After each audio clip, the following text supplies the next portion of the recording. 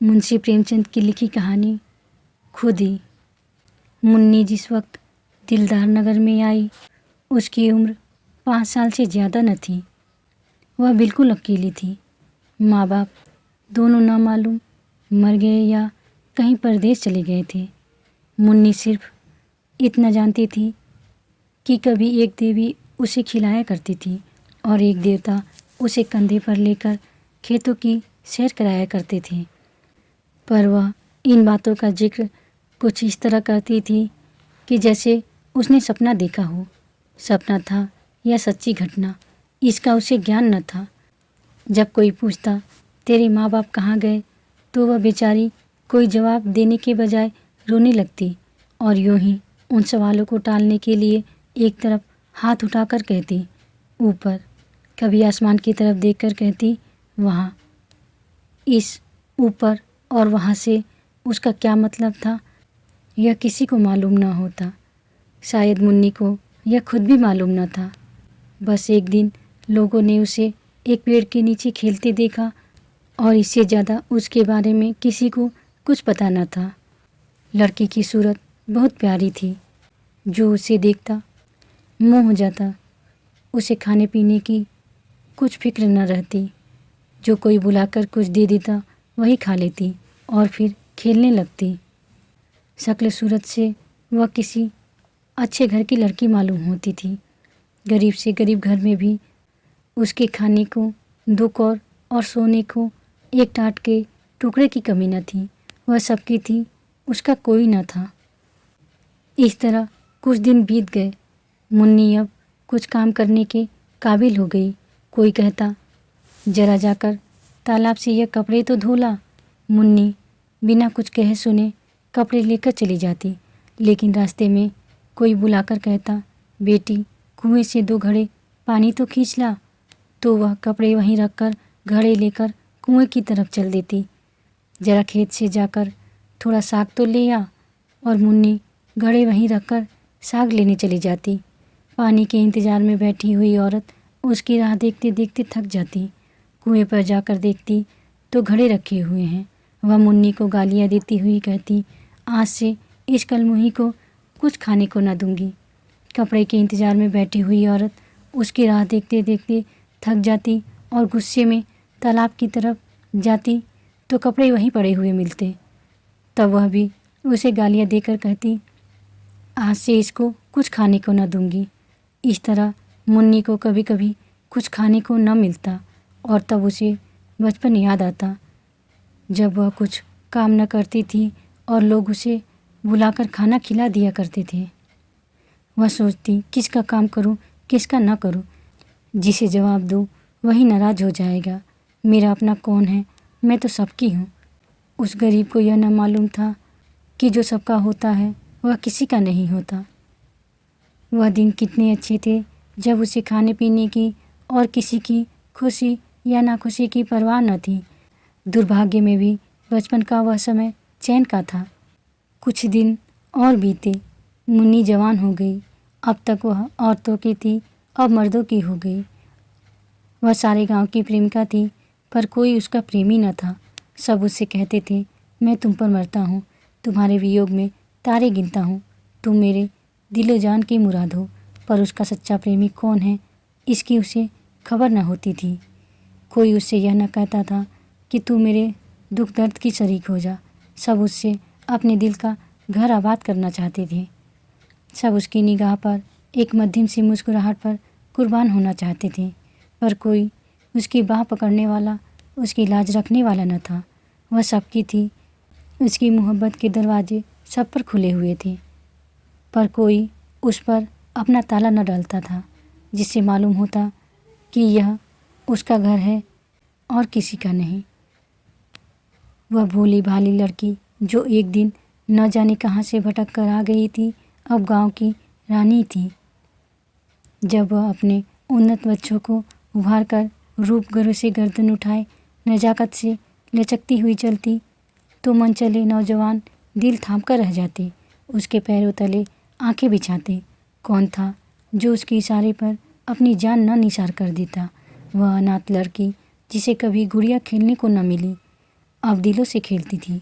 किसी को मारती थी, किसी को जिलाती थी, किसी को ठुकराती थी, किसी को थपकियाँ देती थी, किसी से रूठती थी, किसी को मनाती थी। इस खेल में उसे कत्ल और खून का सा मज़ा मिलता था। अब पासा पलट गया था। पहले वह सबकी थी, कोई उसका न था। अब सब उसके थे, वह किसी की न थी। उसे जिस चीज़ की तलाश थी वह कहीं न मिलती थी।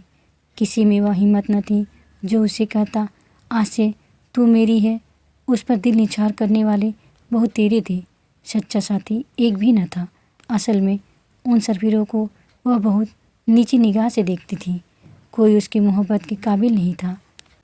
ऐसे पस्त हिम्मतों को वह खिलौने से ज़्यादा महत्व न देना चाहती थी, जिनका मारना और जिलाना एक मनोरंजन से अधिक कुछ नहीं। जिस वक्त कोई नौजवान मिठाइयों के थाल और फूलों के हार लिए उसके सामने खड़ा हो जाता तो उसका जी चाहता मुंह नोच लूं। उसे वह चीज़ें कालकूट हलाहल जैसी लगती। उनकी जगह वह रूखी रोटियां चाहती थी। सच्चे प्रेम में डूबी हुई गहनों और असरफियों के ढेर उसे बिच्छू के डंक जैसे लगते।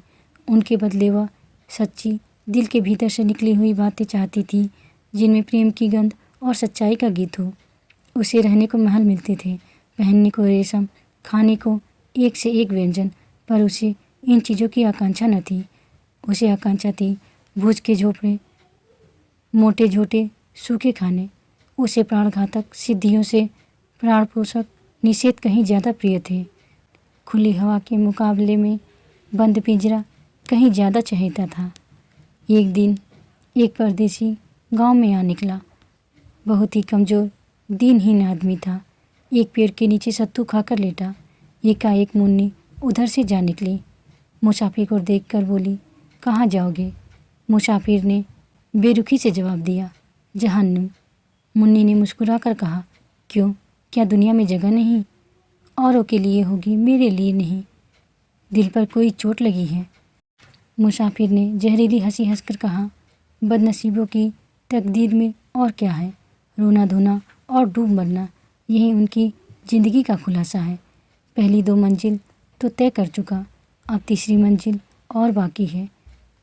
कोई दिन वह पूरी हो जाएगी, ईश्वर ने चाहा तो बहुत जल्द। यह एक चोट खाए हुए दिल के शब्द थे। जरूर उसके पहलू में दिल है, वरना यह दर्द कहाँ से आता। मुन्नी बहुत दिनों से दिल की तलाश कर रही थी। बोली, कहीं और वफा की तलाश क्यों नहीं करते? मुसाफिर ने निराशा के भाव से उत्तर दिया, मेरी तकदीर में नहीं, वरना मेरा क्या बना बनाया घोंसला उजड़ जाता। दौलत मेरे पास नहीं, रूप रंग मेरे पास नहीं, फिर वफा की देवी मुझ पर क्यों मेहरबान होने लगी? पहले समझता था वफा दिल के बदले मिलती है, अब मालूम हुआ और चीज़ों की तरह वह भी सोने चांदी से खरीदी जा सकती है। मुन्नी को मालूम हुआ मेरी नज़रों ने धोखा खाया था। मुसाफिर बहुत काला नहीं, सिर्फ सांवला। उसका नाक नक्श भी उसे आकर्षक जान पड़ा। बोली, नहीं, यह बात नहीं, तुम्हारा पहला ख्याल ठीक था। यह कहकर मुन्नी चली गई। उसके हृदय के भाव उसके संयम से बाहर हो रहे थे। मुसाफिर किसी ख्याल में डूब गया। वह इस सुंदरी की बातों पर गौर कर रहा था। क्या सचमुच यहाँ वफा मिलेगी? क्या यहाँ भी तकदीर धोखा न देगी? मुसाफिर ने रात उसी गांव में काटी। वह दूसरे दिन भी न गया। तीसरे दिन उसने एक फूस का झोपड़ा खड़ा किया। मुन्नी ने पूछा, यह झोपड़ा किसके लिए बनाते हो? मुसाफिर ने कहा, जिससे वफा की उम्मीद है। चले तो न जाओगे? झोपड़ा तो रहेगा। खाली घर में भूत रहते हैं, अपने प्यारे का भूत ही प्यारा होता है। दूसरे दिन मुन्नी उस झोपड़े में रहने लगी।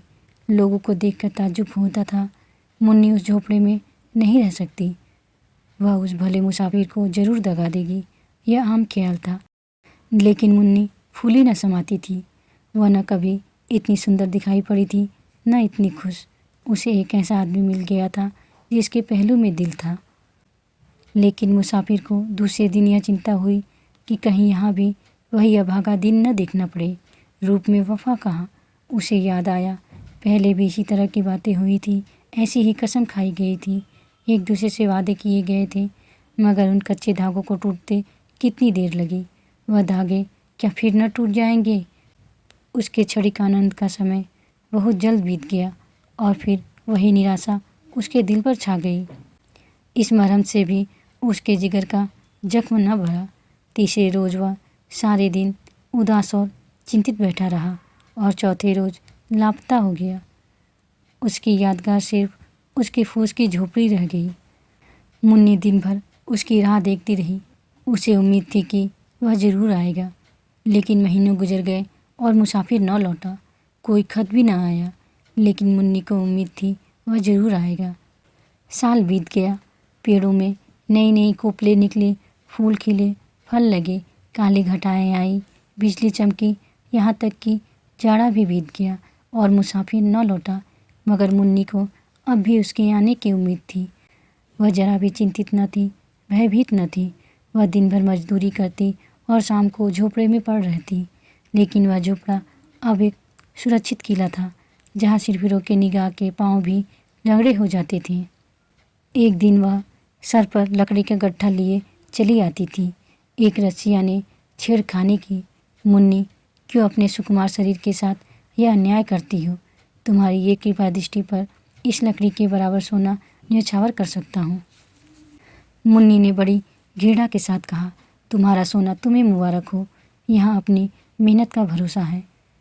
क्यों इतना इतराती हो? अब वह लौटकर न आएगा।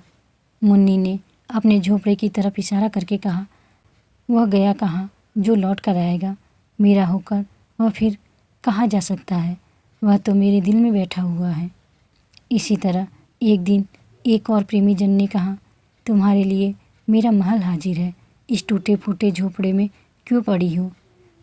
मुन्नी ने अभिमान से कहा, इस झोपड़े पर 1,00,000 महल न्यौछावर हैं। यहाँ मैंने वह चीज़ पाई जो और कहीं न मिली थी और न मिल सकती है। यह झोपड़ा नहीं है, मेरे प्यारे का दिल है। इस झोपड़े में मुन्नी ने 70 साल काटे। मरने के दिन तक उसे मुसाफिर के लौटने की उम्मीद थी। उसकी आखिरी निगाहें दरवाजे की तरफ लगी हुई थी। उसके खरीदारों में कुछ तो मर गए, कुछ जिंदा हैं, मगर जिस दिन से वह एक की हो गई, उसी दिन से उसके चेहरे पर दीप्ति दिखाई पड़ी, जिसकी तरफ ताकते ही वासना की आंखें अंधी हो जाती। खुद ही जब जाग जाती है तो दिल की कमजोरियाँ उसके पास आते डरती हैं। आप सुन रहे थे मुंशी प्रेमचंद की लिखी कहानी खुद ही। कहानी सुनने के लिए धन्यवाद।